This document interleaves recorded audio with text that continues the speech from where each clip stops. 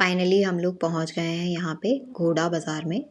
यहाँ पे काफ़ी अलग अलग तरीके के घोड़े थे और काफ़ी सुंदर घोड़े थे यहाँ पर। और यहाँ पे देखिए, आप लोग कंफ्यूज नहीं होइएगा, ये गधा है, घोड़ा नहीं।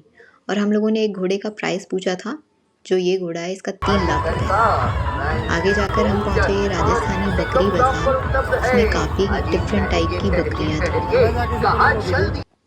फिर उसके बाद आगे बढ़े तो फिर हम लोग पहुँचे यहाँ पे, ये था चिड़ियों का बाज़ार और कुत्ते थे इसमें काफ़ी डिफरेंट टाइप की चिड़िया थी, तोते थे, बहुत कलरफुल थे। और मारुत इन सबको देख के काफ़ी खुश हो रहा था बार बार, क्योंकि ये काफ़ी कलरफुल, तो बच्चों को कलर्स के तो बार बार नज़र जाती है। यहाँ पे कुत्ते भी थे, छोटे छोटे बड़े प्यारे पप्पी टाइप के।